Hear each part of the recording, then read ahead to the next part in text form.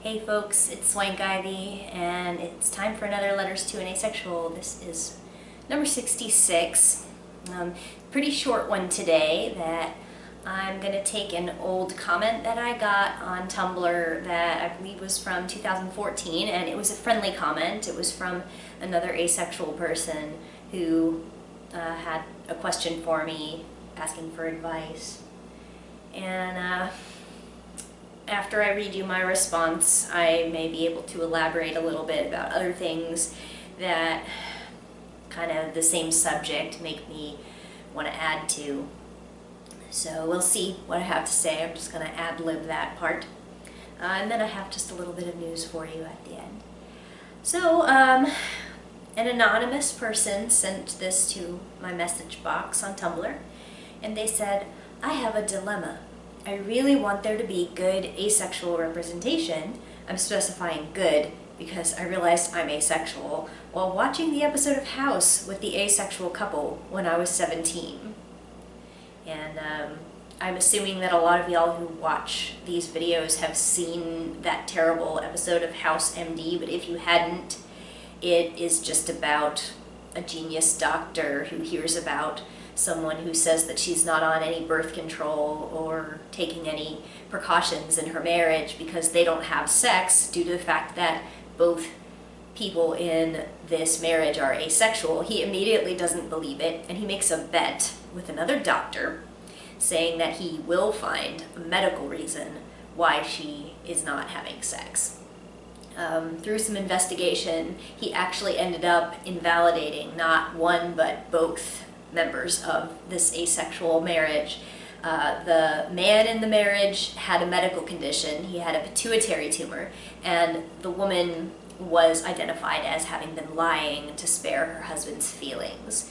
So, he concluded that he had proved that in both of these people's cases, the asexuality that they claimed was a lie.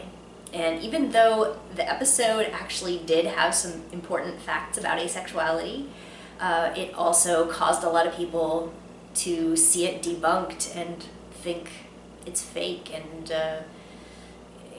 some asexual people actually reported previously supportive friends and relatives seeing this episode and asking them to see a doctor and panicking, thinking they had tumors.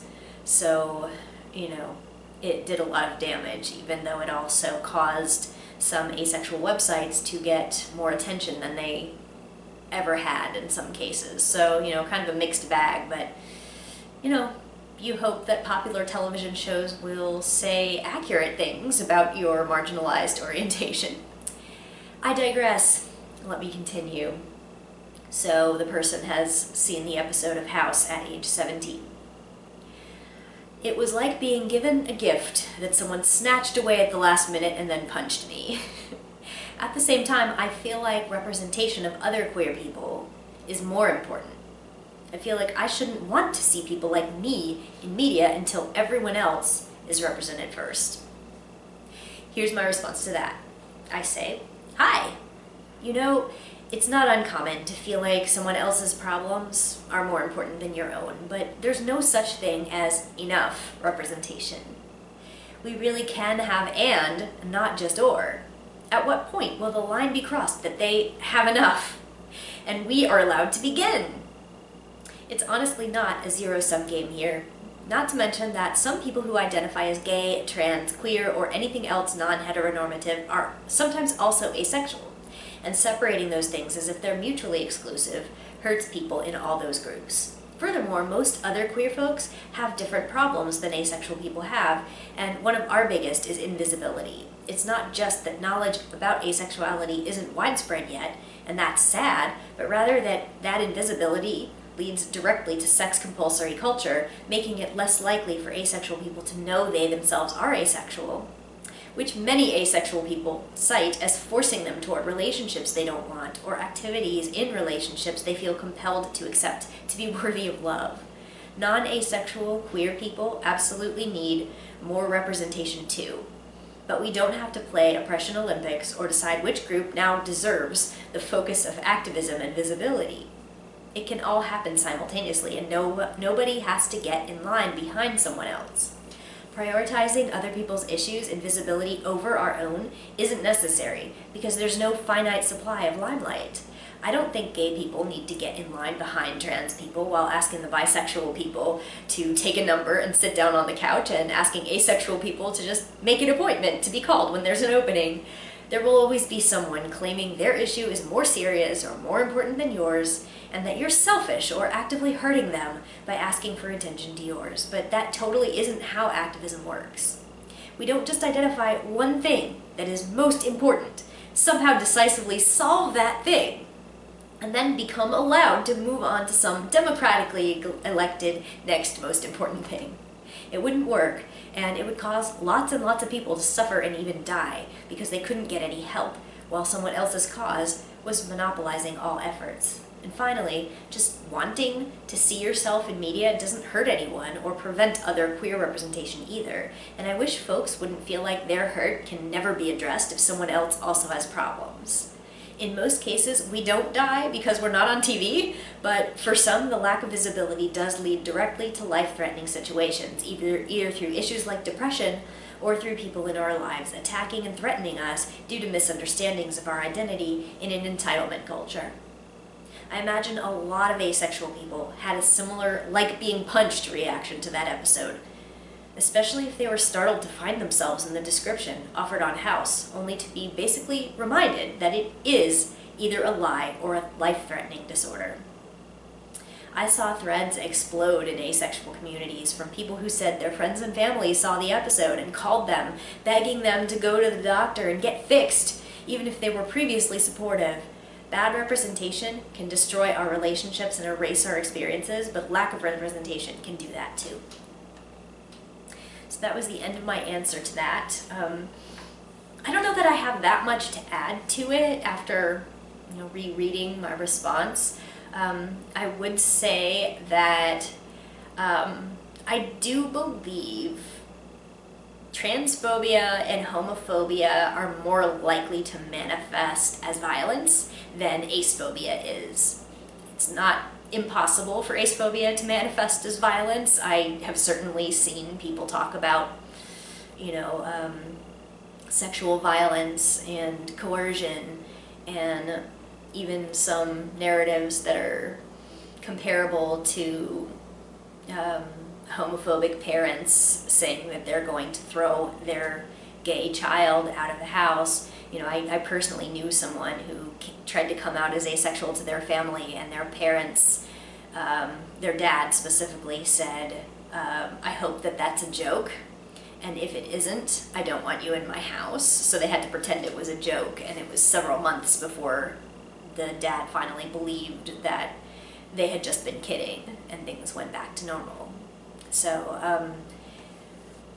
I think that that's pretty rare and pretty extreme, but it does happen that sometimes violence will be a result of coming out as asexual, and a lot of times it's based on entitlement, on being angry and feeling like a sexual partner might feel rejected or might feel attacked for their own desires, being told that they're not desired in the way that they thought they would be, and they feel angry toward the person who doesn't desire them, and they may do something violent.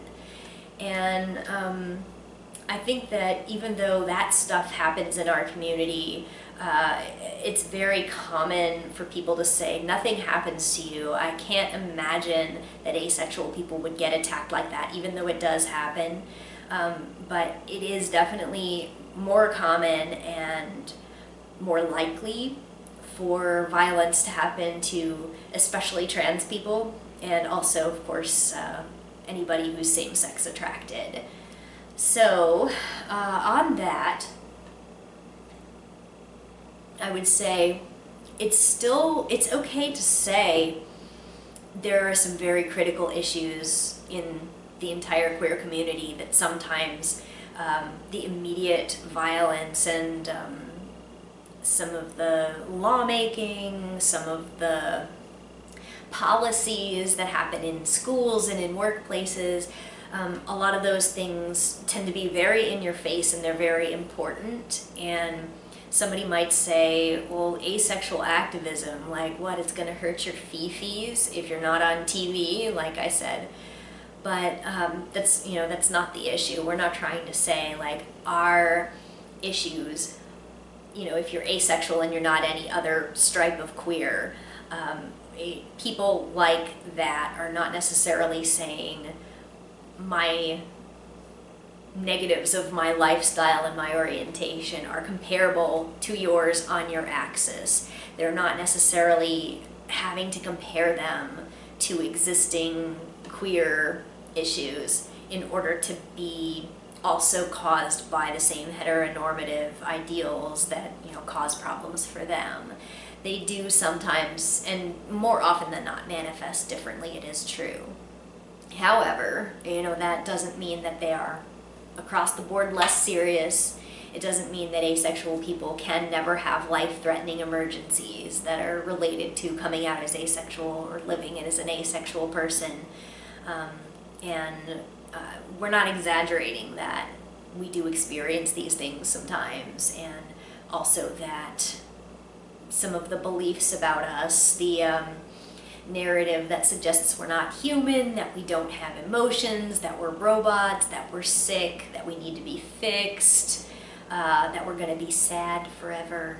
A lot of those things can create this hostile culture that's very hard to put your finger on, but I think most people who have experienced homophobia know what I'm talking about with those microaggressions. And when trans people have to see, say, somebody who is dressing as a different gender being portrayed as a joke on television, they learn very young that that's hilarious, that's funny, that's a joke of a person who deserves to get mocked. And they may be growing up feeling that, oh, if I come out as my true self and try to live the gender experience that I am inside, that's what's going to happen to me. I'm going to get laughed at. And it's very different from portraying that as, oh, you saw somebody on television that was like you and it was a joke, boo-hoo.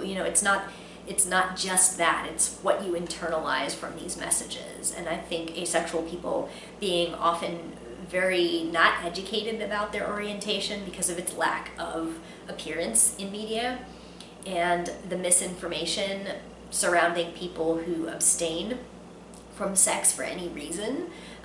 Although again, that's not necessarily what asexual people do. We're not necessarily just abstinent people, but a lot of us are. So when we see that sort of representation of ourselves or people who have things in common with us portrayed in media as pathetic and as a joke, it's it's not going to come across exactly the same as homophobia and transphobia and other queer-phobic aspects of life that some of them encounter that some of us don't. That doesn't mean that it's not coming from the same place and that we don't have so much in common. So anyway, ultimately, it really doesn't make a lot of sense to say in the queer community there's one group that needs the attention first, and only up to the point where they're not being killed anymore, or that their percentages of violence are going down below a certain arbitrary number, can we feel that we can be selfish enough to want to see ourselves on television. We have both the right and the ability to see ourselves represented in media. It's just, we exist out here, so that fact should be represented on television and in books and in all kinds of media. We can be out there making it, and people who want to be allies should try to make sure that their material is not inherently hostile to us, and also try to include our experiences and our existence in their media if they're trying to represent a realistic world. So anyway, I'm going to end this letter segment here, but I'm also just going to share with you very quickly some news. So my book, The Invisible Orientation, which, if you didn't know, it is a book about asexuality that is by me. It's been out since 2014, which is when it came out in hardcover and audio and ebook. And in 2015, my publisher said, you know, you were our bestseller the year that your book came out, so we're going to give you a paperback deal and release it on the main label. So that's been out since 2015. So I just found out it's going into 4th printing pretty soon. If some of you have tried to find it like on Amazon and you're seeing like secondhand copies that are really expensive, I don't know how it really got to that point, but it's, you know, it's between printings, I think. So I've just been told by my publisher that it's going into 4th printing and it should be more readily available again pretty soon, I hope. And also I got my first foreign language deal. It's going to be published in Japan. I don't know why Japan, but it's already been translated. And I don't really know anything about it. I don't know when. I don't know what the Japanese title or cover is going to be. But, you know, I have some Japanese family, so it's pretty cool that I'll be able to show it to them and say, hey, do you think this translation was good in your opinion? Does it sound good in Japanese? So that'll be pretty exciting. I should get copies of it so I can show you what it looks like when I get those. And I think that's pretty exciting, so I hope to have some exciting news for you, you know, when I receive those, and hopefully some more cool stuff will happen soon. I may have mentioned this in a previous video, but I'm also going to do a Skype appearance at a conference in Canada. I couldn't go to Vancouver, it was just too far, and I'm also really afraid of how cold it is in Canada. I'm a spoiled Florida girl, so I'll put the information about that appearance. I'm just going to be answering questions about my book and asexuality with a few other asexual authors, so that is pretty cool.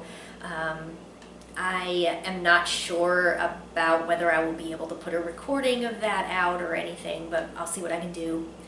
And hopefully, you know, I can come back with some cool news about that, and it'll be a good experience also to interact with the other asexual authors and with the audience. So I will end this video here, and I'll see y'all next time.